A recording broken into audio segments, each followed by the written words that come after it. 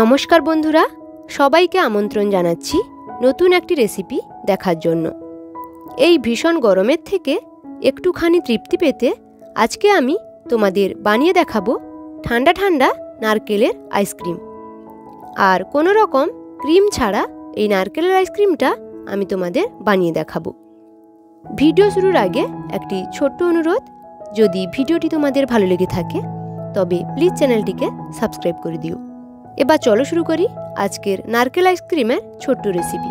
নারকেল আইসক্রিম বানানোর জন্য আমি 500 গ্রাম লিকুইড দুধকে ভালো করে গরম করে নিচ্ছি।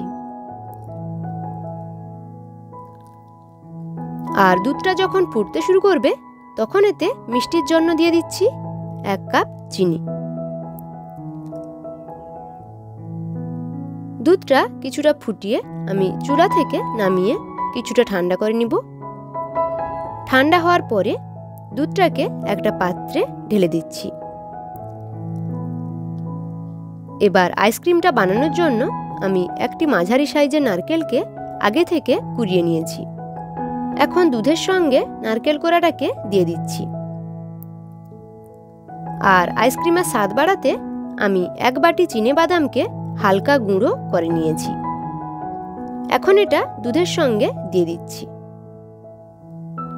তারপর সবকিছু উপকরণকে একসঙ্গে মিশিয়ে নিয়ে দুধ আর নারকেলের মিশ্রণটাকে মিক্সারে একটু পেস্ট করে নিব। দেখো, এইভাবে স্মুথভাবে পেস্ট করে নিয়েছি। এখন একটা চামচ দিয়ে আইসক্রিমের মিশ্রণটাকে আইসক্রিম মোল্ডে ঢেলে দিচ্ছি। মিশ্রণটা ঢালা হয়ে গেলে একটা ফয়েল পেপার দিয়ে মোল্ডটাকে কভার করে দিতে হবে। এবার একটা নাইফ দিয়ে হালকা ফুটো করে দিতে হবে।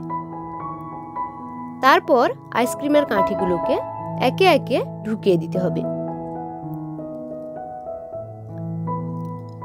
আর এভাবে আইসক্রিমের মোল্ডটাকে 8 থেকে 9 ঘন্টা ডিপ ফ্রিজে সেট হওয়ার জন্য রেখে দিব। 8 ঘন্টা পরে আইসক্রিমটাকে আমি ফ্রিজ থেকে বের করে নিয়েছি। এবার ফয়েল পেপারটা সরিয়ে নিয়ে আইসক্রিমগুলোকে আস্তে আস্তে বের করে নিচ্ছি। দেখো বন্ধুরা, কত সহজে আইসক্রিমগুলো মোল্ড থেকে বেরিয়ে আসছে। আর আইসক্রিমগুলো দেখতেও খুব সুন্দর হয়েছে। এর ভেতরটা বাদাম আর নারকেল দিয়ে ভর্তি আছে। একদম দোকানের আইসক্রিমের থেকে কোনো অংশে কিন্তু কম নয়। বন্ধুরা, আজকের আইসক্রিম রেসিপি কেমন লাগলো অবশ্যই কিন্তু কমেন্টে জানাতে ভুলো না। আর যদি ভালো লেগে থাকে তবে লাইক, কমেন্ট, শেয়ার আর প্রতিনিয়ত নতুন নতুন ভিডিওর নোটিফিকেশন পাওয়ার জন্য চ্যানেলটিকে অবশ্যই সাবস্ক্রাইব করে রাখুন। আজকের মতো এখানেই বিদায় নিচ্ছি। দেখা হচ্ছে পরের ভিডিওতে। ততক্ষণ পর্যন্ত সবাই ভালো থেকো, সুস্থ থেকো। ধন্যবাদ।